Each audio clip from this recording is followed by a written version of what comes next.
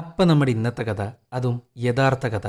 നമ്മുടെ ഒരു സബ്സ്ക്രൈബർ കാലം കുറേയിട്ട് കമൻറ്റ് ചെയ്യുന്നുണ്ട്, ബ്രോ കലാഷ്നിക്കാവ് ചെയ്യാൻ പറ്റുമോ, കലാഷ്നിക്കാവ് ചെയ്യാൻ പറ്റുമോ എന്നൊക്കെ പറഞ്ഞുകൊണ്ട് കുറേ കമൻ്റായി വരുന്നു. എന്നാൽ പിന്നെ കാണാമെന്ന് ഞാനും വിചാരിച്ചു. അങ്ങനെ കണ്ടു. It was perfect. നല്ലൊരു ഉഗ്രൻ മോട്ടിവേഷണൽ കഥ. കലാഷ്നിക്കാവോ അഥവാ AK-47.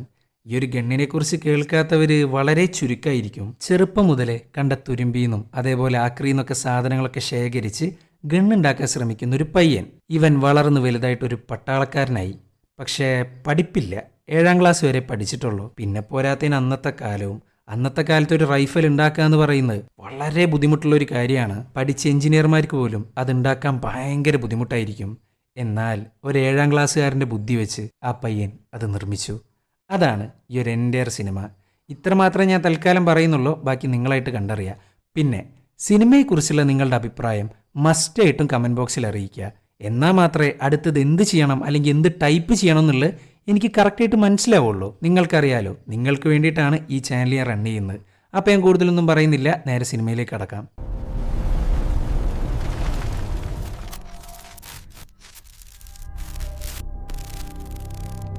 റഷ്യയിലെ നല്ല ഭംഗിയുള്ളൊരു ഫാം. ചുറ്റിനും കുട്ടികൾ കളിച്ചുകൊണ്ടിരിക്കുന്നു. എന്നാൽ മീഷ എന്ന കുട്ടി മാത്രം അതിലൊന്നും കൂടുന്നില്ല. അവൻ ആരും അറിയാതെ രഹസ്യമായിട്ട് എന്തോ എടുത്തു വെക്കുകയാണ്. അങ്ങനെ വർഷങ്ങൾ കടന്നുപോയി. 1941 സെക്കൻഡ് വേൾഡ് വാർ. മീഷ വളർന്നു വലുതായി ഒരു പട്ടാളക്കാരനായിട്ട് മാറിയിരിക്കുന്നു. വലിയൊരു ടാങ്കിലിരുന്നുകൊണ്ടാണ് യുദ്ധം ചെയ്യുന്നത്. ശത്രുക്കൾ അവർക്ക് നേരെ ഷൂട്ട് ചെയ്യുന്നു. എന്നാൽ ഓരോരുത്തരെയായിട്ട് കൊന്നുകൊണ്ടിരിക്കുകയാണ്. പെട്ടെന്നാണ് അവർക്ക് നേരെ അറ്റാക്ക് ഉണ്ടാവുന്നത്. തൻ്റെ കൂടെയുള്ളവരുടെ ബോധം പോകുന്നു. അതും ടാങ്കിനകത്തുള്ള ഗണ്ണ് കൈകാര്യം ചെയ്യുന്ന ആളുടെ. ഇനി അവർക്ക് രക്ഷപ്പെടാൻ ഒരേ ഒരു മാർഗം മാത്രം. പക്ഷേ അതല്പം റിസ്ക്കാണ്. ശത്രുക്കളെയും അവർ യൂസ് ചെയ്യുന്ന ഗണ്ണിൻ്റെ മേളിൽ കൂടെ ഈ ടാങ്ക് അങ്ങ് കയറ്റി ഇറക്കുക. അങ്ങനെ അതങ്ങ് ചെയ്യുന്നു. ആ ഒരു കറക്റ്റ് സമയത്താണ് അവരുടെ ഗണ്ണങ്ങ് പൊട്ടുന്നതും വലിയ രീതിയിൽ ഇഞ്ചുറി പറ്റുന്നതും. അങ്ങനെ മീഷയുടെ ബോധം പോകുന്നു. കണ്ണു തുറക്കുമ്പോൾ താൻ ക്യാമ്പിലാണ്. തൻ്റെ കൂടെയുള്ളവരുടെ അവസ്ഥ വളരെ മോശമാണ്. ചിലർക്ക് കാലുകൾ, വേറെ ചിലർക്ക് കൈകൾ നഷ്ടമായിരിക്കുന്നു.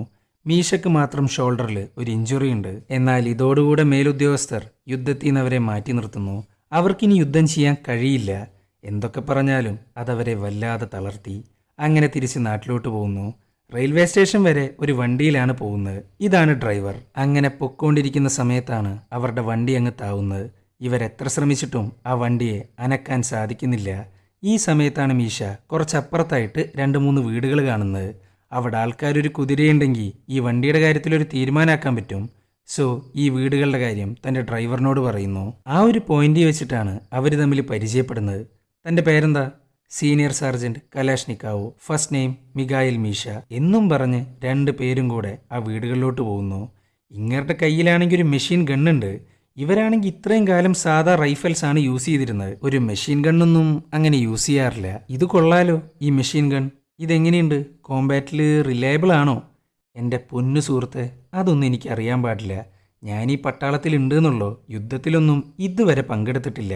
പക്ഷെ ഒന്നറിയാം, സാധാ റൈഫിൾസിന് പകരം ഇനി അങ്ങോട്ട് മെഷീൻ ഗണ്ണാവാനാ സാധ്യത. അങ്ങനെയാണ് മേളിൽ നിന്നുള്ള റിപ്പോർട്ട് എന്നൊക്കെയാണ് ഇങ്ങേര് പറയുന്നത്. അങ്ങനെ അവർ ആ ലൊക്കേഷനിലെത്തി. എന്നാൽ ആ വീടിനകത്ത് അവരുടെ ശത്രുക്കളായിരുന്നു. അവർ വേഗം തന്നെ ഗണ്ണെടുക്കുന്നു. പിന്നെ പറയണ്ടല്ലോ, മെഷീൻ ഗണ്ണെടുക്കുന്നു, പൊട്ടിക്കുന്നു, തീർക്കുന്നു. അപ്പോഴാണ് സൈഡിൽ നിന്ന് വേറൊരാൾ വരുന്നത്. ഇയാൾ വേഗം തന്നെ ഗണ്ണെടുത്ത് ഷൂട്ട് ചെയ്യുന്നുണ്ട്. എന്നാൽ ആ മെഷീൻ ഗൺ ജാമാവുന്നു. അവൻക്ക് ആവശ്യമുള്ള സമയത്ത് യാതൊരു ഉപകാരവുമില്ല. പെട്ടെന്നാണ് അങ്ങർക്ക് വെടിയേൽക്കുന്നത്. ഇത് കണ്ടേക്ക് സീനിയർ സാർജന്റ് കലാഷ്നിക്കാവോ അഥവാ മീഷ ശത്രുവിനെ ഇല്ലാണ്ടാക്കുന്നു. ഈ സമയത്താണ് ആ വീടിനകത്ത് ഒളിച്ചിരിക്കുന്ന ഓണറിനെ കാണുന്നത്. അങ്ങനെ ആ ഓണർ അവരെ സഹായിക്കുന്നു. അയാൾക്കൊരു കുതിരയുണ്ട്. 2 പേരെയും ആ കുതിരേനെ കൊണ്ട് വലിച്ചുകൊണ്ട് പോകുന്നു. അപ്പോഴാണ് മീഷ ആ ഗണ്ണൊന്ന് ചെക്ക് ചെയ്യുന്നത്. നോക്കുമ്പോൾ അതിനകത്ത് വെള്ളം കയറിയിട്ടുണ്ട്. അത്രയും കൊടും തണുപ്പായതുകൊണ്ട് തന്നെ വെള്ളം മാറി ഐസായിരിക്കുന്നു. സ്പ്രിംഗ് ക്വാളിറ്റി ആണെങ്കിൽ പറയാൻ വേണ്ട. ചുരുക്കി പറഞ്ഞ ആ ഗണ്ണൊന്ന് ചെക്ക് ചെയ്ത പാട് അതിനകത്ത് എന്താ പ്രശ്നമെന്നുള്ളത് അവൻ ഈസിയായിട്ട് കണ്ടുപിടിച്ചു. ഒരു ഗണ്ണിൻ്റെ പ്രശ്നം കണ്ടെത്തുക എന്ന് പറയുന്നത് അത്ര എളുപ്പമുള്ളൊരു കാര്യമല്ല. എക്സ്പേർട്ടിന് മാത്രമേ സാധിക്കൂ. അങ്ങനെ അവർ ആ കുതിരേനെ വെച്ച് വണ്ടിയുടെ കാര്യത്തിലൊരു തീരുമാനമാക്കുന്നു. എന്നാൽ റെയിൽവേ സ്റ്റേഷനിൽ പോയിട്ട് ട്രെയിൻ പിടിച്ച് നാട്ടിൽ പോവാൻ അവൻ ഒട്ടും താല്പര്യം ഉണ്ടായിരുന്നില്ല. പട്ടാളത്തിൽ നിൽക്കാനുള്ള അമിതമായിട്ടുള്ള ആഗ്രഹം കാരണം, തൻ്റെ രാജ്യത്തോടുള്ള ഇഷ്ടം കാരണം അവൻ പോവാൻ തയ്യാറാവുന്നില്ല. അങ്ങനെ ഒരു വർഷം കടന്നുപോയി. എത്ര ട്രീറ്റ് ചെയ്തിട്ടും കൈ ശരിയാവുന്നില്ല. ആ ഒരൊറ്റ പോയിന്റിൽ വെച്ച് ഡോക്ടർ ഒരു കാര്യം പറഞ്ഞു. നീ ഇവിടെ നിന്നിട്ട് ഒരു കാര്യമില്ല, കുറച്ചു കാലം ലീവ് എടുത്ത് നാട്ടിൽ പോ. അങ്ങനെ വർഷങ്ങൾക്ക് ശേഷം അൾട്ടായി എന്ന മലനിരകളിലേക്ക് അവൻ്റെ നാട്ടിലേക്ക് അവൻ യാത്ര തിരിച്ചു. അമ്മ, sister, brother, aunty, grandmother, grandfather, അങ്ങനെ വലിയൊരു ഫാമിലി ഉണ്ട് അവന്. അങ്ങനെ താൻ വരുന്നുണ്ടെന്ന് അറിയിച്ചുകൊണ്ട് കത്തെഴുതുന്നു, യാത്ര തിരിക്കുന്നു. അങ്ങനെ ഇരിക്കുമ്പോഴാണ് ട്രെയിനിൽ വെച്ച് മറ്റൊരു പട്ടാളക്കാരനെ പരിചയപ്പെടുന്നത്. അയാൾക്കാണെങ്കിൽ 2 കൈകളുമില്ല. ഈ ട്രെയിൻ മുഴുവൻ ഇഞ്ചോർഡായിട്ടുള്ള പട്ടാളക്കാരാണ്. അവരെല്ലാവരും നാട്ടിൽ പോവാൻ. ഹായ്, തൻ്റെ പേരെന്താ? Senior sergeant Kalashnikova. എൻ്റെ പേര് അലക്സ്, ഞാൻ കസാക്കിസ്ഥാനിലാണ്. ഓ, അവിടെ തൊട്ടടുത്ത് മട്ടായി എന്ന് പറയുന്നൊരു സ്ഥലമുണ്ട്. അവിടെയുള്ള റെയിൽവേ ഡിപ്പോയിൽ ഞാൻ വർക്ക് ചെയ്തിട്ടുണ്ട്. കുറച്ച് കാലം ഉണ്ടായിരുന്നു. പിന്നെ എൻ്റെ ബോസ് എന്നെ പുറത്താക്കി. അതെന്തിനാ? അത് എനിക്കൊരു സ്വഭാവമുണ്ട്. ഞാനിങ്ങനെ ഓരോന്നൊക്കെ ഉണ്ടാക്കും, മെയിൻലി ആയുധങ്ങൾ. അവസാനമായിട്ട് ഉണ്ടാക്കിയത് ഷോട്ട് ഗണ്ണാ. ഇത് കേട്ടേക്ക് ഇങ്ങേരാണെങ്കിൽ ഞെട്ടിയിരിക്കുകയാണ്. ഷോട്ട് ഗൺ ഉണ്ടാക്കുക എന്ന് പറയുന്നത് ചില്ലറ കാര്യമൊന്നുമില്ല. ഇത്രയും വലിയ മാരക വെപ്പൺ ഉണ്ടാക്കിയ ബോസ് പിന്നെ പുറത്താക്കാണ്ടിരിക്കുമോ? പക്ഷെ അതായിരുന്നു അയാളുടെ ഏറ്റവും വലിയ പാഷൻ. മീഷ എന്ന അധ്യായം മുതൽ കലാഷ്നിക്കാവ് എന്ന അധ്യായം വരെയും അയാൾക്ക് ഇതാണ് ഇഷ്ടം. ആൻഡ് പുള്ളിക്കാരനിപ്പം മറ്റൊരു പ്ലാൻ ഉണ്ട്, ഓട്ടോമാറ്റിക് മെഷീൻ ഗൺ ഉണ്ടാക്കുക. അതിനുള്ള പ്ലാനും കാര്യങ്ങളൊക്കെ വരച്ചു വെച്ചിട്ടുണ്ട്. അതങ്ങ് കാണിച്ചു കൊടുക്കുന്നു. ഇത് കണ്ടേക്ക് അയാളാണെങ്കിൽ നല്ലതും പറയുന്നു, തളർത്തുകയും ചെയ്യുന്നു. ഇതെല്ലാം വെറൊരു ആഗ്രഹം മാത്രമാണ്. പുറത്തു പറഞ്ഞാൽ ആളുകൾ കളിയാക്കി ചിരിക്കും. കാരണം 7ാം ക്ലാസ് വരെ പഠിച്ച ആൾക്ക് ഒരിക്കലും ഗണ്ണുണ്ടാക്കാൻ കഴിയുന്ന എഞ്ചിനീയറോ ഡിസൈനറോ ആവാൻ കഴിയില്ല. അങ്ങനെ പിറ്റേ ദിവസമായി. അപ്പോഴാണ് അവൻ്റെ ചെറുപ്പകാലം അവൻ ആലോചിക്കുന്നത്. വളരെ ചെറുതായിരിക്കുമ്പോൾ തന്നെ മരങ്ങളെല്ലാം കൂട്ടിക്കെട്ടി നടുവിലൊരു കുഴലും വെച്ച് ജസ്റ്റ് തീപ്പെട്ടി കൊണ്ട് ഗണ്ണുണ്ടാക്കിയ മുതലാ സാക്ഷാൽ കലാഷ്നിക്കാവോ. അവിടുന്ന് ഇത്രയും വളർന്നു, സ്റ്റിൽ നോ പ്രോഗ്രസ്. ഇപ്പോൾ ഇതാ യുദ്ധം ചെയ്യാനും കഴിയില്ല. അങ്ങനെ ഇരിക്കുമ്പോഴാണ് നേരത്തെ പറഞ്ഞ മട്ടായി എത്തുന്നത്. അവിടെ വെച്ച് അവനൊരു തീരുമാനമെടുത്തു. സ്വന്തം പാഷനെ വിട്ടുകൊടുത്തൊരു 0 ആയിട്ട് മാറാൻ അവൻക്കൊട്ടും താല്പര്യമില്ല. പിന്നെ പറയണ്ടല്ലോ, ട്രെയിനിൽ നിന്ന് ഇറങ്ങുന്നു, പഴയ ഡിപ്പോയിലോട്ട് പോകുന്നു. എന്നാൽ പോകുന്നതിന് മുമ്പ് തൻ്റെ വീട്ടിലേക്കൊരു കത്തയക്കുന്നു. പ്രിയപ്പെട്ട അമ്മയ്ക്ക്, എന്നോട് ക്ഷമിക്കണം, ഞാനിപ്പോൾ അടുത്തൊന്നും തിരിച്ചു വരില്ല. എനിക്കറിയാം അച്ഛനില്ലാത്തതുകൊണ്ട് നിങ്ങൾ വളരെയധികം കഷ്ടപ്പാട് സഹിക്കുന്നുണ്ടെന്ന്. പക്ഷെ ഞാനിപ്പോൾ വന്നു കഴിഞ്ഞാൽ അത് ഞാൻ എന്നോട് ചെയ്യുന്ന ചതിയായിട്ട് മാറും. ഞാൻ ട്രെയിൻ ഇറങ്ങി, എല്ലാം കലങ്ങി തെളിഞ്ഞതിന് ശേഷം ഞാൻ തിരിച്ചു വരും എന്നും പറഞ്ഞ് റെയിൽവേ ഡിപ്പോയിലോട്ട് പോകുന്നു. ഇതാണ് ആൻഡ്രെ, നേരത്തെ പറഞ്ഞ അവനെ പുറത്താക്കിയ ബോസ്. ആൻഡ്രെ, എന്നെ മനസ്സിലായോ? ഞാൻ കലാഷ്നിക്കാവോ. പക്ഷെ ഇയാൾക്ക് അങ്ങോട്ട് ഓർമ്മ കിട്ടുന്നില്ല. ഇത് മനസ്സിലാക്കിയ കലാഷ്നിക്കാവോ ചെറുതായിട്ട് റൂട്ടങ്ങ് മാറ്റുന്നു. ഞാനേ ഇഞ്ചോർഡായിട്ടുള്ളൊരു പട്ടാളക്കാരനാ. നമ്മുടെ കോമ്രേഡ്സൊക്കെ മരിച്ച് വീണുകൊണ്ടിരിക്കുക. അവർക്ക് യുദ്ധം ചെയ്യാൻ നല്ല മെഷീൻ ഗൺസിൻ്റെ ആവശ്യമുണ്ട്. അതിവിടെ വെച്ചുണ്ടാക്കാനാ പ്ലാൻ. നിങ്ങൾക്ക് ഓക്കെ ആണല്ലോ അല്ലേ? ഇത് കേട്ടേക്ക് ഇങ്ങേർക്ക് മനസ്സിലായി ഇവൻ ആരാന്നും എന്താണോ. എടാ എടാ എടാ, ഇപ്പോഴാടാ എനിക്ക് നിന്നെ മനസ്സിലാവുന്നത്. നിനക്കിനിയും മതിയായില്ല അല്ലേ? പണ്ട് നീ ഉണ്ടാക്കിയ ഗണ്ണ് കാരണം പോലീസുകാരെന്നെ മാറി മാറി ചോദ്യം ചെയ്തു. ലൈസൻസ് ഉണ്ടോ, അത് ഇത് എന്നൊക്കെ പറഞ്ഞ് പണ്ടാറടങ്ങാൻ ടെൻഷൻ അടിച്ചതിന് കയ്യും കണക്കൂല. ഇനി അവനക്ക് മെഷീൻ ഗണ്ണ് ഉണ്ടാക്കണ്ട എന്നും പറഞ്ഞ് പുള്ളിക്കാരനെ അങ്ങ് പുറത്താക്കുന്നു. ഈ ഗണ്ണുകൾ ഉണ്ടാക്കാൻ ഡിപ്പോ തന്നെ വേണമെന്ന് വാശി പിടിക്കുന്നതിലൊരു കാരണമുണ്ട്. അവിടെ ആവശ്യത്തിനുള്ള ടൂൾസ് ഉണ്ട്, മെറ്റൽസ് ഉണ്ട്, പണിക്കാരുണ്ട്, അങ്ങനെ എല്ലാവിധ സൗകര്യങ്ങളും ഉണ്ട്. പക്ഷെ ആൻഡ്രെ അതിനൊന്നും സമ്മതിക്കുന്നില്ല. ഇനി എന്താ ചെയ്യേണ്ടതെന്ന് കലാഷ്നിക്കാവുവിന് അറിയില്ല. അപ്പോഴാണ് ഒട്ടും പ്രതീക്ഷിക്കാണ്ട് കേണൽ ബാസറവ് തൻ്റെ ലൈഫിലോട്ട് കടന്നു വരുന്നത്. അയാൾ ആരാണെന്നോ എന്താണെന്നോ കലാഷ്നിക്കാവുക്ക് അറിയില്ല. അവിടെ പരക്കിയുള്ള സംസാരം കേട്ടിട്ട് ഏതോ ഹൈ റാങ്കിലിരിക്കുന്ന ഓഫീസറാന്ന് മനസ്സിലായി. സോ പോകുന്നു, സംസാരിക്കുന്നു. തൻ്റെ ലക്ഷ്യത്തെക്കുറിച്ച് ബാസ്റാവിനോട് പറയുന്നു. അയാൾക്കാണെങ്കിൽ സംസാരിച്ച് നിൽക്കാൻ സമയമില്ല. പരിക്ക് പറ്റിയൊരു പട്ടാളക്കാരൻ പിന്നാലെ നടന്ന് ശല്യം ചെയ്യുമ്പോൾ അത് കണ്ടില്ല നടിക്കുന്നത് വളരെ മോശമാണ്. അതുമാത്രമല്ല, സംസാരിച്ച് നിൽക്കാൻ കേണലിന് സമയമില്ല. ഈ കാരണങ്ങളാൽ ഡിപ്പോയിൽ വെച്ച് ഗണ്ണുണ്ടാക്കാനുള്ള റെക്കമെൻഡേഷൻ ലെറ്റർ പുള്ളിക്കാരൻ്റെ കയ്യിലോട്ടങ്ങ് വെച്ചു കൊടുക്കുന്നു. ഇത് കണ്ടേ കേൻഡ്രേക്കാണെങ്കിൽ എന്താ പറയേണ്ടതെന്നറിയില്ല. നീ എന്നെയും കൊണ്ടേ പോവൂ അല്ലേ എന്നൊക്കെയാണ് പുള്ളിക്കാരൻ ചോദിക്കുന്നത്. അങ്ങനെ കലാഷ്നിക്കാവോ അവൻ്റെ മനസ്സിലെ രൂപം വരയ്ക്കാൻ ആരംഭിക്കുന്നു. ഒറ്റ കൈ കൊണ്ടാണ് ഇതൊക്കെ ചെയ്യുന്നത്. അവൻ്റെ ഷോൾഡർ ഇതുവരെ സെറ്റായിട്ടില്ല. പക്ഷെ അതൊന്നുമല്ല ഇവിടുത്തെ മെയിൻ പ്രശ്നം. പണിയെടുക്കാനുള്ള ടൂൾസ്, താമസിക്കാനുള്ള സൗകര്യം എന്ന് വേണ്ട സകലമാന കാര്യങ്ങളും ആൻഡ്രോ ചെയ്തു കൊടുക്കുന്നുണ്ട്. പക്ഷെ പണിക്കാരെ മാത്രം കൊടുക്കുന്നില്ല. ട്രെയിനിൻ്റെ മെക്കാനിക് വർക്കാണ് ആൻഡ്രോ ചെയ്യുന്നത്. അതിനാണെങ്കിൽ ഇഷ്ടം പോലെ പണിക്കാരുടെ ആവശ്യമുണ്ട്. മീശയാണെങ്കിൽ പിന്നാലെ നടന്ന് ചോദിക്കുന്നുണ്ട്. പക്ഷെ ഒരു രക്ഷയില്ല.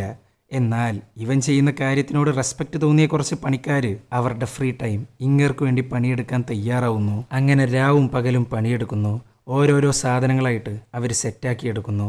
അങ്ങനെ കുറേ ദിവസത്തെ കഷ്ടപ്പാടിന് ശേഷം അവൻ ആഗ്രഹിച്ചതുപോലെയുള്ള ഒരു മെഷീൻ ഗൺ ഉണ്ടാക്കിയെടുക്കുന്നു. ഇനി അത് ടെസ്റ്റ് ചെയ്യണം. അതിനുവേണ്ടി ഒരു ഡ്രമ്മ് നിറച്ച് വെള്ളം എടുക്കുന്നു. എന്നിട്ട് ആ ഡ്രമ്മ് ടാർഗറ്റാക്കി അതിലേക്ക് അങ്ങ് ഷൂട്ട് ചെയ്യുന്നു. പട്ടപ്പടാന്നാണ് പൊട്ടിച്ചുകൊണ്ടിരിക്കുന്നത്. ആൻഡ് അത് വിജയിക്കുന്നു. ആ സമയത്ത് അവൻ്റെ മുഖത്തുള്ളൊരു സന്തോഷമുണ്ട്. പിന്നെ അവനൊന്നും നോക്കിയില്ല. അൽമാട്ടയിലേക്ക് വണ്ടി കയറി കേണൽ ബാസ്റോവിനെ കാണാൻ. അയാളാണ് ഡെപ്യൂട്ടി മിലിറ്ററി കമ്മീഷണർ. എന്നാൽ യാതൊരു കാര്യം ഉണ്ടായിരുന്നില്ല. ബാസ്റോവ് യുദ്ധത്തിന് പോയിരിക്കുകയാണ്. അയാൾ എപ്പോഴാണ് തിരിച്ചു വരാന്നുള്ളത് ആർക്കും പറയാൻ പറ്റില്ല. ഇനിയിപ്പോൾ പകരം വന്ന പുതിയ കമ്മീഷണറിന് തോക്ക് കാണിച്ചു കൊടുക്കാന്നുള്ളത് മാത്രമാണ് ചെയ്യാനുള്ളത്. പക്ഷേ ഈ ഓഫീസിലിരിക്കുന്ന പട്ടാളക്കാർക്ക് അറിയണം ഇവൻ ആരാന്നും എന്താന്നും. അത്രയും സെക്യൂരിറ്റി റീസൺസ് ഉണ്ട് അവിടെ. അങ്ങനെ മീശ കാര്യങ്ങളെല്ലാം പറയുന്നു. ആ തോക്കങ്ങ് കാണിച്ചു കൊടുക്കുന്നു. ഇത് കണ്ടേക്ക് ഇവരാണെങ്കിൽ അപ്പം തന്നെ അറസ്റ്റ് ചെയ്യുന്നു. അത്രയും വലിയ ഗണ്ണും കൊണ്ടാണ് കമ്മീഷണർ ഓഫീസിലോട്ട് വന്നിട്ടുള്ളത്. ഇവനെ വിശ്വസിക്കാൻ പറ്റുമോ ഇല്ലേ ഒന്നും അറിയില്ല. അങ്ങനെ മീശ തുറന്നു വിടാനായിട്ട് കുറേ പറയുന്നു. പക്ഷെ ഒരു കാര്യമില്ല. അങ്ങനെ ഈ സമയത്താണ് മേജർ അങ്ങോട്ട് വരുന്നത്. ഗൈസ്, എന്താണ് പ്രശ്നം? ഇത് കേട്ടേക്ക് തോക്കങ്ങ് കാണിച്ചു കൊടുക്കുന്നു. ഈ തോക്ക് കണ്ടേക്ക് ഇങ്ങേരാണെങ്കിൽ പക്ക ഇംപ്രസ്ഡ്. ഒറ്റ നോട്ടത്തിൽ അതൊരു ഹാൻഡ് മെയ്ഡ് ഗണ്ണാണ് അങ്ങേർക്ക് മനസ്സിലായി. അതുതന്നെയാണ് അയാൾ ഇംപ്രസ് ആവാനും കാരണം. ഞാൻ നാളെ വരുള്ളൂ. അതുവരെ ഈ സീനിയർ സാർജൻറ്റ് കലാഷ്നിക്കാവോ ഇവിടെ തന്നെ കാണണം. പിന്നെ ഈ തോക്ക് ഞാൻ കൊണ്ടുപോകുന്നുണ്ട് എന്നും പറഞ്ഞ് ഗണ്ണും കൊണ്ടാണ് പോകുന്നത്. കൊണ്ടുപോകാമെന്ന് മാത്രമല്ല, ഗോർഹോവയ എന്ന് പറയുന്ന ഒരു സ്ഥലത്തോട്ട് ഗണ്ണ് ടെസ്റ്റ് ചെയ്യാൻ അയക്കുന്നു. അവിടെയുള്ളൊരു വർക്ക്ഷോപ്പ് ഉണ്ട്. കാസക്കൗ എന്ന് പറയുന്ന ആള് റൺ ചെയ്യുന്നൊരു വർക്ക്ഷോപ്പ്. അങ്ങോട്ടാണ് ടെസ്റ്റ് ചെയ്യാൻ അയക്കുന്നത്. ഇതാണ് സാക്ഷാൽ കാസക്കൗ. അങ്ങേരും അങ്ങേരുടെ ശിഷ്യനും കൂടെ ഗണ്ണ് ടെസ്റ്റ് ചെയ്യുന്നു. 1-2 പ്രശ്നങ്ങൾ ഒഴിച്ചു നിർത്തിയാൽ ഇറ്റ് വാസ് പെർഫെക്റ്റ്. തോക്കിൻ്റെ ഡിസൈൻ, പ്രവർത്തിക്കുന്ന രീതി, പിന്നെ പോരാത്തതിന് ഹാൻഡ് മെയ്ഡും. സോ അവരും നല്ല പക്ക ഇംപ്രസ്ഡ്. ഇവിടെ കമ്മീഷണർ ഓഫീസിലാണെങ്കിൽ എല്ലാ പട്ടാളക്കാരും കൂടെ അവനെ കളിയാക്കിക്കൊണ്ടിരിക്കുകയാണ്. കാരണം വേറൊന്നുമില്ല, പുള്ളിക്കാരൻ ഒട്ടും പഠിച്ചിട്ടില്ല. പഠിപ്പില്ലാത്തൊരാൾ ഇൻവെൻറ്ററായി എന്നൊക്കെ പറഞ്ഞാൽ ആരായാലും ചിരിച്ചു പോവും.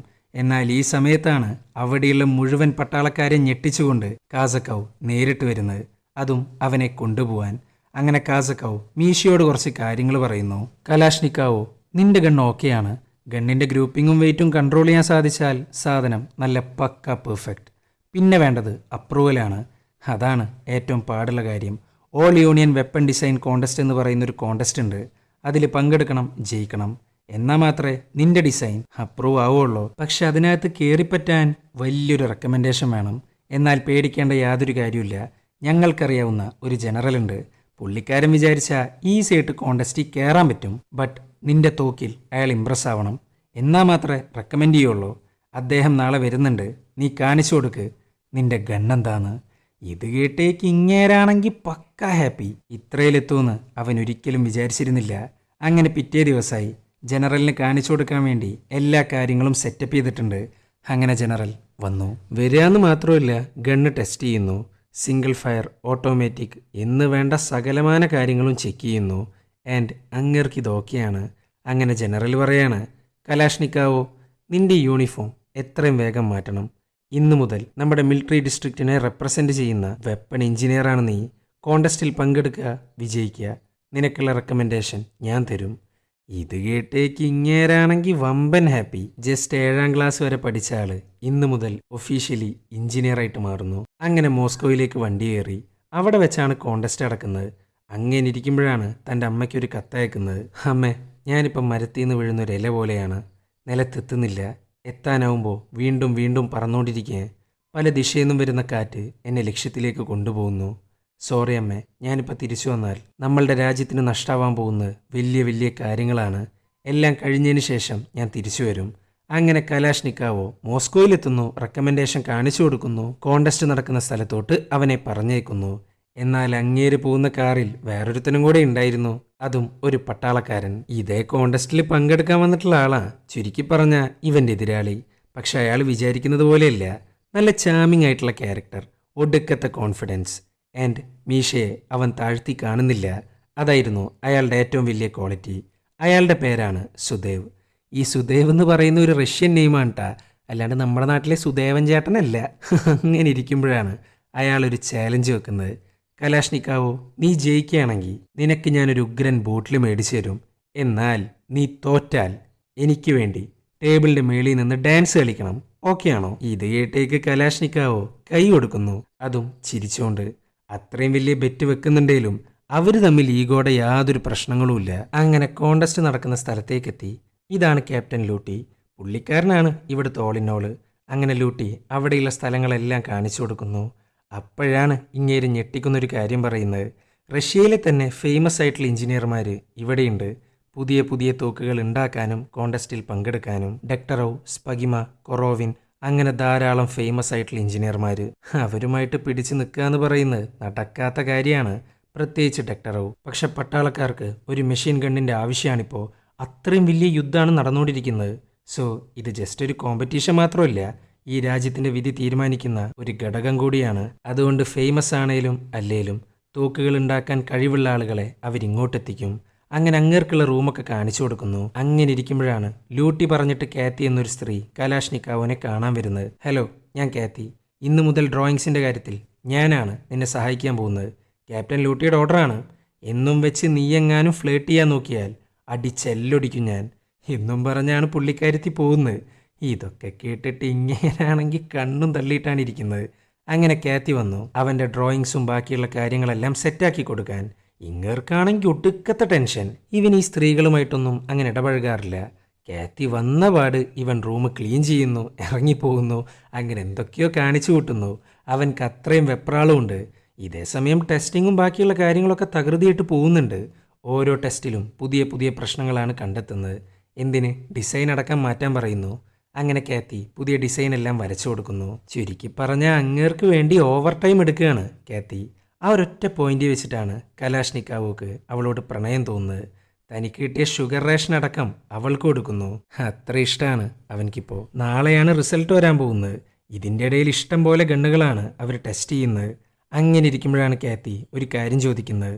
റിസൾട്ട് വന്നിട്ട് നീയെങ്ങാനും തോറ്റുപോയാലോ? എൻ്റെ കൈ ഇപ്പോൾ കുറച്ചൊക്കെ ശരിയായിട്ടുണ്ട്. അതുകൊണ്ട് തോറ്റുപോയാൽ തിരിച്ച് യുദ്ധത്തിലേക്ക് പോവും.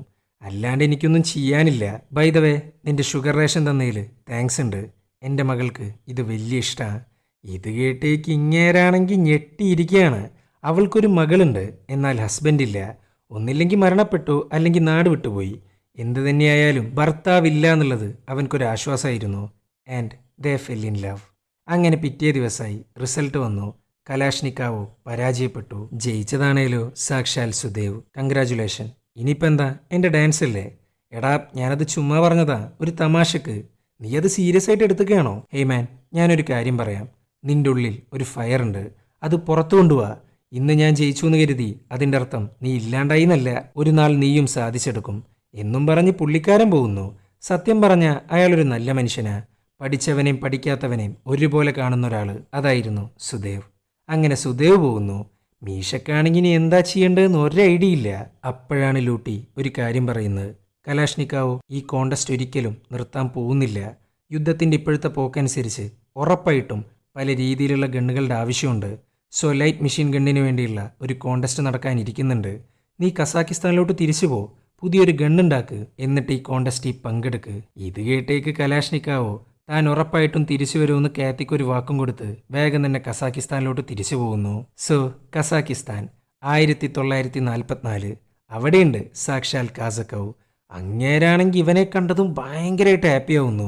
ഹാപ്പിയാവാന്ന് മാത്രമല്ല, അവർ രണ്ടുപേരും കൂടെ ലൈറ്റ് മെഷീൻ ഗൺ ഉണ്ടാക്കാൻ തുടങ്ങുന്നു. അങ്ങനെ ഒരു യമണ്ടൻ സാധനം റെഡിയാക്കിയിട്ടുണ്ട്. എന്നാൽ അവനുണ്ടാക്കിയ ആദ്യത്തെ ഗണ്ണ് പോലെ ഈസി ആയിട്ട് ക്യാരി ചെയ്യാൻ പറ്റില്ല. പിന്നെ ഇത്രയും വലിയ ആയുധം കൊണ്ടുപോകുമ്പോൾ കോണ്ടസ്റ്റിന്റെ സൈഡിൽ നിന്ന് ആരെങ്കിലുമൊക്കെ വേണം, സെക്യൂരിറ്റി എന്നതുപോലെ. അങ്ങനെ വന്നു ഒരു ക്യാപ്റ്റൻ സെക്യൂരിറ്റി ആയിട്ട്. അങ്ങനെ രണ്ടു പേരും കൂടെ ട്രെയിൻ കയറാൻ നിൽക്കുമ്പോഴാണ് ഞെട്ടിക്കുന്നൊരു കാഴ്ച കാണുന്നത്. കുറ്റവാളികളെ കൊണ്ടുപോകുന്ന ട്രെയിനകത്ത് മീഷ മീഷ എന്നുള്ളൊരു വിളി. നോക്കുമ്പോൾ അത് കലാഷ്നിക്കാവോൻ്റെ ചേട്ടനായിരുന്നു. ഇത് കണ്ടേക്ക് ഇങ്ങേരാണെങ്കിൽ ഞെട്ടിത്തരിച്ചിരിക്കുകയാണ്. പക്ഷേ അയാൾക്കൊന്നും ചെയ്യാൻ കഴിയില്ല. തൻ്റെ ബ്രദർ ഒരു കുറ്റവാളിയാണ്. കൊണ്ടുപോകുന്നത് നോക്കി നിൽക്കാന്നല്ലാണ്ട് ഒന്നും ചെയ്യാൻ കഴിയില്ല. ഇത്രയും വർഷത്തിന് ശേഷം കണ്ടതാ. പക്ഷെ ഒരു കാര്യമില്ല. സ്വന്തം ചേട്ടൻ ജയിലിലോട്ട് പോകുന്നത് കണ്ടിട്ടും ഒരു കുലുക്കൂലാണ്ട അവൻ നിൽക്കുന്നത്. കാരണം ലക്ഷ്യമാണ് അവൻക്കിപ്പോൾ പ്രധാനം. എന്നാൽ ഇതൊക്കെ കണ്ട ക്യാപ്റ്റന് എന്തൊക്കെയോ ഡൗട്ട് അടിക്കുന്നു. ഒരു കുറ്റവാളിയുടെ ബ്രദർ എന്നൊക്കെ പറയുമ്പോൾ അയാൾക്കൊരു ഡൗട്ട്, ഇനി ഇവനെങ്ങാനും ഒരു രാജ്യദ്രോഹിയാണെങ്കിലോ. പക്ഷെ തൽക്കാലം അതിനെക്കുറിച്ച് ഒന്നും സംസാരിക്കുന്നില്ല. അങ്ങനെ അവർ മുന്നോട്ട് പോകുന്നു. പെട്ടെന്നാണ് വഴി തെറ്റുന്നത്. അതോടുകൂടെ ക്യാപ്റ്റന്റെ കൺട്രോള് പോകുന്നു. നീ മനഃപൂർവ്വം വഴി തെറ്റിച്ചതാണ്, നീ രാജ്യദ്രോഹിയാണ്, നീ എന്നെ കൊല്ലാൻ നോക്കുകയാണ് എന്നൊക്കെ പറഞ്ഞ് ഇങ്ങേരാണെങ്കിൽ വൻ ബഹളം വെക്കാന്ന് മാത്രമല്ല, കലാഷ്നിക്കോവിനെ കൊല്ലാൻ വേണ്ടി ഗണ്ണെടുക്കുന്നു. ഏതൊരു പട്ടാളക്കാരനും കേൾക്കാൻ ആഗ്രഹിക്കാത്തൊരു കാര്യമാണ് രാജ്യദ്രോഹി എന്നുള്ള വിളിപ്പേര്. പിന്നെ പറയണ്ടല്ലോ, രണ്ടും കൂടെ വമ്പനടി. കലാഷ്നിക്കോവ് അങ്ങേരുടെ കാര്യത്തിൽ ഒരു തീരുമാനമാക്കുന്നു, ഗണ്ണ് വാങ്ങിച്ചെടുക്കുന്നു. ഇനി താനെങ്ങാൻ ഒരിക്കൽ കൂടെ ആ വാക്ക് ഉപയോഗിച്ചാൽ കൊന്നുകളയും ഞാൻ. ശരിയാ, എനിക്ക് ഗിൽട്ട് ഫീൽ ഉണ്ട്. പക്ഷെ അതെൻ്റെ ഫാമിലിയെ സഹായിക്കാൻ കഴിയാത്തോണ്ടാ. എൻ്റെ അച്ഛൻ്റെ ഫാം അയാൾക്ക് നഷ്ടമായി. ചേട്ടൻ്റെ കാര്യമാണെങ്കിൽ പറയാൻ വേണ്ട. നീണ്ട 8 വർഷങ്ങൾക്ക് ശേഷം അവനെ ഞാനൊന്ന് കാണുന്നത്. പക്ഷേ അവനൊരു കുറ്റവാളിയായിട്ട് മാറിയിരിക്കുന്നു. ഇതൊക്കെ കേട്ടേക്ക് ഇങ്ങേർക്ക് മനസ്സിലായി അവൻ കടന്നു പോകുന്ന സിറ്റുവേഷൻ വളരെ മോശമാണ്. അങ്ങനെ അവർ ലൊക്കേഷനിലെത്തി. ആദ്യം തന്നെ പോകുന്നത് കാത്തീനെ കാണാനാ. ആൻഡ് ആ ഒരു ദിവസം മൊത്തം അവരൊരുമിച്ച് സ്പെൻഡ് ചെയ്യുന്നു. അങ്ങനെ പിറ്റേ ദിവസമായി. എല്ലാവിധ ടെസ്റ്റും നടത്തുന്നു. പക്ഷെ ഒരു കാര്യം ഉണ്ടായിരുന്നില്ല, ആ കോണ്ടസ്റ്റ് തന്നെ തള്ളിപ്പോകുന്നു. കാരണം ലൈറ്റ് മെഷീൻ ഗണ്ണിൻ്റെ മാസ് പ്രൊഡക്ഷൻ എന്നൊക്കെ പറയുമ്പോൾ ഒരുപാട് കാശാവും. അത് എഫോർഡ് ചെയ്യാൻ തൽക്കാലം രാജ്യത്തിന് കഴിയില്ല. പക്ഷെ യുദ്ധം ഇതുവരെ അവസാനിച്ചിട്ടില്ല. സോ അത് അവസാനിക്കുന്നത് വരെ ഇവർക്ക് പുതിയ പുതിയ ഡിസൈനുകൾ ഡെവലപ്പ് ചെയ്യാൻ സാധിക്കും. എന്തായാലും ഇതൊക്കെ കേട്ടേക്ക് കലാഷ്നിക്കോവിന് ആകെ ഭ്രാന്ത് കയറിയിട്ടാണിരിക്കുന്നത്. പിന്നെ അവനൊന്നും നോക്കിയില്ല, പട്ടാളത്തിലേക്ക് തിരിച്ചു പോകാൻ തീരുമാനിക്കുന്നു. എന്നാൽ അതിന് ഡോക്ടറുടെ അപ്രൂവൽ വേണം. എന്നാൽ ഡോക്ടർ അതൊരിക്കലും കൊടുക്കാൻ പോകുന്നില്ല. അയാൾക്കറിയാം ഇവൻ അൺഫിറ്റാണ്. പക്ഷെ എന്തൊക്കെ പറഞ്ഞിട്ടും കലാഷ്നിക്കോവ് വിട്ടുകൊടുക്കുന്നില്ല. വാശി പിടിച്ചുകൊണ്ടിരിക്കുകയാണ്. ഈ സമയത്താണ് ഡോക്ടർ അവനോട് കൈയൊന്ന് സ്ട്രെയിറ്റ് ആയിട്ട് പിടിക്കാൻ പറയുന്നത്. അങ്ങേർക്ക് വേദന കൊണ്ട് സഹിക്കാൻ വയ്യ. 2 കണ്ണുകളും നിറഞ്ഞിരിക്കുന്നു. അത്രയും വേദനയുണ്ട്. അങ്ങനെ ഡോക്ടർ സ്റ്റിൽ നടക്കില്ല എന്നാണ് പറയുന്നത്. അതോടായപ്പോൾ അയാൾ ആകെ കയ്യിന്ന് പോകുന്നു. നാട്ടിലേക്ക് പോകണ്ടെന്നുള്ള തീരുമാനം പോലും തെറ്റായിപ്പോയോ എന്ന് വരെ തോന്നിത്തുടങ്ങി. അന്നത്തെ രാത്രി അവൻ ഉറങ്ങാൻ കഴിയുന്നില്ല. ഫാമിലീനെ കണ്ടിട്ട് വർഷങ്ങളായി. തൻ്റെ ലക്ഷ്യം പരാജയമായിട്ട് മാറുമെന്നുള്ള ഭയം. അങ്ങനെ ഇരിക്കുമ്പോഴാണ് യുദ്ധം അവസാനിക്കുന്നത്. പിന്നെ അവിടെ ആഘോഷമാണ്. അവർക്കെല്ലാവർക്കും അത്രയും സന്തോഷം കൊടുക്കുന്ന ഒരു കാര്യം അത്. കലാഷ്നിക്കോവ്, കാത്തി, ക്യാപ്റ്റൻ, അങ്ങനെ എല്ലാവരും വമ്പൻ ഹാപ്പി. എന്നാൽ ഇതൊരു സന്തോഷം നൽകുന്ന കാര്യമാണേലും അങ്ങേർക്കുള്ളിൻ്റെ ഉള്ളിലൊരു പേടിയുണ്ട്. കാരണം യുദ്ധമില്ലാണ്ടായ ഗണ്ണിൻ്റെ ആവശ്യം ഉണ്ടാവില്ല. സോ ഈ കോണ്ടസ്റ്റ്, പ്രൊഡക്ഷൻ, മെഷീൻ ഗൺ എന്ന് വേണ്ട സകലമാന കാര്യങ്ങളും നിർത്തലാക്കും. എന്താ ചെയ്യേണ്ടതെന്ന് അയാൾക്കറിയില്ല. അവൻ അവസാനം ഉണ്ടാക്കിയ ഡിസൈനും കൊണ്ട് വലിയൊരു ചോദ്യചിഹ്നത്തെ ഫേസ് ചെയ്യുന്നു. അങ്ങനെ കലാഷ്നിക്കോവ് രണ്ടും കൽപ്പിച്ച് അവിടുത്തെ കേണലിനെ കാണാൻ പോകുന്നു. സാറേ, ഞങ്ങളുടെ കഷ്ടപ്പാട്, ഇത്രയും കാലത്തെ വയർപ്പ് എല്ലാം വെറുതെ ആയല്ലേ? അപ്പോഴാണ് കേണൽ ഒരു ലെറ്റർ അങ്ങ് കാണിച്ചു കൊടുക്കുന്നത്. ഗണ്ണുകളുടെ പ്രൊഡക്ഷൻ നിർത്താറായിട്ടില്ല, കണ്ടിന്യൂ ചെയ്യാൻ പറഞ്ഞുകൊണ്ടുള്ള ഓർഡറാണ് ആ ലെറ്ററിനകത്ത്. പക്ഷെ ഒരു കണ്ടീഷനുണ്ട്, സ്വന്തം ഡിപ്പാർട്ട്മെൻറ്റിൽ നിന്നുകൊണ്ടായിരിക്കണം. മതി, ഇത് മതി. ഇതൊക്കെ കേട്ടേക്ക് ഇങ്ങേരാണെങ്കിൽ ഭയങ്കര ഹാപ്പി. സോ അവൻ്റെ ലേറ്റസ്റ്റ് ഡിസൈനിൻ്റെ മുകളിൽ വർക്ക് ചെയ്യാൻ തുടങ്ങുന്നു. അപ്പോഴാണ് സുദേവ് അവനെ കാണാൻ വരുന്നത്. അന്ന് പോയതാ, പിന്നെ ഇപ്പോഴാണ് വരുന്നത്. ഇവൻ ഈ ഒരു ഡിസൈൻ കണ്ടതും അന്തം വിട്ടിട്ടാണ് ഇരിക്കുന്നത്. ആൻഡ് അതിൽ വരുത്തേണ്ട കുറച്ച് മാറ്റങ്ങൾ അല്ലെങ്കിൽ അഡ്വൈസുകൾ കലാഷ്നിക്കോവ് പറഞ്ഞു കൊടുക്കുന്നു. ഇവൻ്റെ ഈ പുതിയ ഡിസൈനിൽ എക്സ്ട്രാ ഫിറ്റിംഗ്സ് ആയിട്ട് കുറേ സാധനങ്ങളുണ്ട്. അതൊക്കെ എടുത്തു മാറ്റാനാ സുദേവ് പറയുന്നത്. കാരണം ഒരു ഗണ്ണെന്ന് പറയുന്നത് പക്കാ സിമ്പിളായിരിക്കണം, ഒരു ഹാമർ പോലെ. അത് മാത്രമല്ല അയാൾ പറയുന്നത്, കലാഷ്നിക്കോവ് ഇനിയിപ്പോൾ പുതിയ കോണ്ടസ്റ്റും കാര്യങ്ങളൊക്കെ വരാൻ പോവുക. പുതിയ റൈഫിൾ കണ്ടുപിടിക്കാനുള്ള കോണ്ടസ്റ്റ്. സോ എൻ്റെ തൂക്കുകൾ എവിടെയെങ്കിലൊക്കെ കെട്ടിക്കിടക്കും. അങ്ങനെയാണ് ഈ ലോകം എന്നും പറഞ്ഞ് അങ്ങേര് പോകുന്നു. അങ്ങനെ കലാഷ്നിക്കോവ് പുതിയ ഗണ്ണുണ്ടാക്കാനായിട്ട് കൗറോ എന്ന് പറയുന്ന ഫയർ ആംസ് പ്ലാന്റിലോട്ട് യാത്ര തിരിച്ചു. എന്നാൽ അയാൾ ആകെ ടെൻഷനിലാണ്. കാരണം ഡെക്ടറവ് എന്ന് പറയുന്ന വലിയൊരു എഞ്ചിനീയറാണ് ആ സ്ഥലം മൊത്തം റൺ ചെയ്യുന്നത്. അവനാണ് ഇവൻ്റെ ഇപ്പോഴത്തെ പ്രധാന കോമ്പറ്റീറ്റർ. അയാളെയൊക്കെ തോൽപ്പിക്കുക എന്ന് പറയുന്നത് നടക്കുന്ന കാര്യമില്ല. അങ്ങനെ കാത്തി അവനെ സമാധാനിപ്പിക്കുന്നു. അങ്ങനെ 1947 കൗറോ ഫയർ ആംസ് പ്ലാന്റ്. ഇതാണ് അലക്സ്, ഇവൻ്റെ പുതിയ ശിഷ്യൻ. അങ്ങനെ ഗണ്ണുണ്ടാക്കാൻ ആരംഭിച്ചു. അവൻ അത്രയും എൻജോയ് ചെയ്തിട്ടാണ് ഇപ്രാവശ്യം ഗണ്ണുണ്ടാക്കുന്നത്. അതും സുദേവ് പറഞ്ഞതുപോലെ അത്രയും സിമ്പിളായിട്ട്. അങ്ങനെ ഗണ്ണുണ്ടാക്കൽ കഴിഞ്ഞു. ഇനി ഇത് ടെസ്റ്റ് ചെയ്യണം. എന്നാൽ എല്ലാ ടെസ്റ്റിംഗ് ഗ്രൗണ്ടുകളിലും ഡെക്ടറൗണ്ട് ആൾക്കാരാണ്. അവരാണെങ്കിൽ ഒരാഴ്ചക്കാണ് ടെസ്റ്റിംഗ് ഗ്രൗണ്ട് എടുത്തിട്ടുള്ളത്. ഇങ്ങർക്കാണെങ്കിൽ എങ്ങനെയും ഈ തോക്കൊന്ന് ടെസ്റ്റ് ചെയ്യണം. ആൻഡ് ഇവർക്കിനി അധിക സമയം ബാക്കിയില്ല. പിന്നെ അവനൊന്നും നോക്കിയില്ല. പെർമിഷൻ ഇല്ലാണ്ട് ഒരു ഡ്രമ്മും വെച്ച് പടാന്നാണ് പൊട്ടിച്ചുകൊണ്ടിരിക്കുന്നത്. സോ ഗണ്ണ് സക്സസ് ആയി. എന്നാൽ ബാക്കിയുള്ള പട്ടാളക്കാർ അവനെ പിടിച്ചുകൊണ്ട് പോകുന്നു. വെറുതെ അങ്ങനെ ഫയർ ചെയ്യാനൊന്നും പാടില്ല. എന്നാൽ പിടിച്ചുകൊണ്ട് പോകുമ്പോഴും അവൻ്റെ മുഖത്തൊരു സന്തോഷമുണ്ട്. അവൻക്കറിയാം ഇപ്രാവശ്യം അവനെ ജയിക്കുള്ളൂന്ന്. അങ്ങനെ ഇരിക്കുമ്പോഴാണ് ഇതൊക്കെ അറിഞ്ഞ് ഡക്ടറോ കലാഷ്നിക്കാവോനെ വിളിപ്പിക്കുന്നത്. കലാഷ്നിക്കാവോ അല്ലേ, നിന്നെ ഞാൻ കണ്ടിട്ടുണ്ട്. 1943 സുദേവ് കോണ്ടസ്റ്റിൽ ജയിച്ച അതേ സമയം നിന്റെ ഗണ്ണ് ഞാൻ കണ്ടിരുന്നു. സത്യം പറയാലോ അതൊരു അട്ടർ ഫ്ലോപ്പായിരുന്നു. പക്ഷെ അതൊരു ഹാൻഡ് മെയ്ഡ് ഗണ്ണാന്നറിഞ്ഞപ്പോൾ ഞാൻ ഇംപ്രസ്ഡായി. പഠിപ്പ് പോലും ഇല്ലാണ്ട് കണ്ട തുരുമ്പിന്നൊക്കെ ഗണ്ണുണ്ടാക്കുക എന്ന് പറയുമ്പോൾ ഇറ്റ്സ് റിയലി ഇംപ്രസീവ്. ആൻഡ് നിന്റെ പുതിയ ഗണ്ണ് എനിക്കൊന്ന് കാണണം. ഇത് കേട്ടേക്ക് ഇങ്ങേർക്കാണെങ്കിൽ കാണിച്ചു കൊടുക്കാനൊരു മടി. ഇനി അങ്ങേരെങ്ങാനും ഈ ഡിസൈൻ അടിച്ചു മാറ്റിയാലോ പറയാൻ പറ്റില്ലല്ലോ. പേടിക്കണ്ട, ഞാൻ അത്തരക്കാരനല്ല. എൻ്റെ ഡിസൈനൊക്കെ പൂർത്തിയായി ഗണ്ണുണ്ടാക്കി. എനിക്കെന്തിനാ നിന്റെ ഡിസൈന്? സോ കൊണ്ടുവാ, ഞാനൊന്ന് നോക്കട്ടെ. അങ്ങനെ കലാഷ്നിക്കാവോ അവൻ്റെ ഗണ്ണങ്ങ് കാണിച്ചു കൊടുക്കുന്നു. അത് കണ്ടേക്ക് ഇങ്ങേരാണെങ്കിൽ ഞെട്ടിയിരിക്കുകയാണ്. ഇത്രയും വലിയ ഫേമസ് എഞ്ചിനീയർമാരുണ്ടാക്കിയ ഗണ്ണുകളേക്കാൾ പക്ക അഡ്വാൻസ്ഡ് വൺ.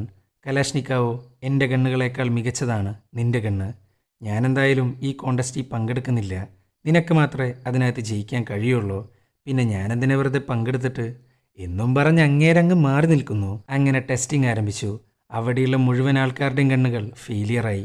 മണ്ണിലും വെള്ളത്തിലും മുക്കിയിട്ടാണ് ഈ ഗണ്ണുകളെല്ലാം ടെസ്റ്റ് ചെയ്യുക. അങ്ങനെ കലാഷ്നിക്കാവോൻ്റെ AK എന്ന് പറയുന്ന ഗണ്ണെത്തി. ആദ്യം വെള്ളം കൊണ്ട് ടെസ്റ്റ് ചെയ്യുന്നു. It was perfect. പിന്നെ മണ്ണുകൊണ്ട് ഇറ്റ്സ് ലൈക്ക് എ പോയം, ഒരു കവിത പോലെ. അത്രയും മനോഹരമായിട്ടാണ് അത് പ്രവർത്തിക്കുന്നത്. ചുരുക്കി പറഞ്ഞ ടെസ്റ്റിൽ അവൻ പാസ്സായി. അവൻ്റെ ഇത്രയും കാലത്തെ സ്വപ്നം അവൻ പൂർത്തീകരിച്ചു. അങ്ങനെ ഈ സന്തോഷ വാർത്ത വേഗം തന്നെ കാത്തിയെ അറിയിക്കുന്നു. അപ്പോഴാണ് ഇങ്ങോട്ടൊരു സന്തോഷ വാർത്ത കിട്ടുന്നത്. കാത്തി പ്രഗ്നൻ്റ് ആണ്. അതറിഞ്ഞപാട് തുള്ളിച്ചാടുകയാണ് കലാഷ്നിക്കാവോ. അങ്ങനെ 1949 ഇന്നാണ് ഒഫീഷ്യലി AK-47 എന്ന് പറയുന്ന അസോൾട്ട് റൈഫിൾ ലോഞ്ച് ചെയ്യാൻ പോകുന്നത്. ഇതാണ് ഇവരുടെ മാർഷൽ. ഈ മാർഷലാണ് ലോഞ്ചിങ്ങും കാര്യങ്ങളൊക്കെ നടത്തുന്നത്. ഇവിടെ കലാഷ്നിക്കാവോന് സന്തോഷമുണ്ടെങ്കിലും ഉള്ളിൻ്റെ ഉള്ളിലൊരു വിങ്ങലുണ്ട്. കലാഷ്നിക്കാവോ, എന്തു പറ്റി? സർ, എൻ്റെ ലക്ഷ്യം പൂർത്തീകരിച്ചു കഴിഞ്ഞാൽ എൻ്റെ അമ്മയെ കാണാൻ പറ്റുമെന്നാണ് ഞാൻ വിചാരിച്ചിരുന്നത്. പക്ഷെ ഇനി അങ്ങോട്ടടുത്ത 10 വർഷത്തേക്ക് എനിക്ക് ലീവ് ഉണ്ടായിരിക്കില്ല. അത്രയും വലിയ ദൗത്യം എൻ്റെ മുന്നിലിപ്പോൾ. അങ്ങനെ ലോഞ്ചിങ് ആരംഭിച്ചു. ഓരോ പട്ടാളക്കാരുടെ കയ്യിലും AK-47. അന്ന് മുതൽ ഇന്ന് വരെയും ഈ തോക്ക് യൂസ് ചെയ്യുന്നു. ആൻഡ് അവിടെയുള്ള മുഴുവൻ പട്ടാളക്കാരും ഒരു 7ാം ക്ലാസ്സുകാരന് വേണ്ടി കയ്യടിച്ചു. അവരുടെ മാർഷൽ പോലും അവനെ കെട്ടിപ്പിടിച്ചു. അതുമാത്രമല്ല, തൻ്റെ അമ്മേനെ കാണാൻ ലീവും കൊടുക്കുന്നു. അങ്ങനെ സ്വപ്നവും പൂർത്തീകരിച്ച് തൻ്റെ ഫാമിലിനെയും കൊണ്ട് അൽത്തായി എന്ന മലനിരകളിലേക്ക് യാത്ര തിരിച്ചു അമ്മയെ കാണാൻ വേണ്ടിയിട്ട്. ഈ ഒരു പോയിന്റ് വെച്ചിട്ടാണ് ഈ ഒരു സിനിമ അങ്ങ് അവസാനിക്കുന്നത്. അപ്പോൾ വീഡിയോ ഇഷ്ടപ്പെട്ടാൽ ലൈക്ക് ചെയ്യുക. കൂടുതൽ വീഡിയോകൾക്കായി ചാനൽ സബ്സ്ക്രൈബ് ചെയ്യുക. അപ്പോൾ ബൈ.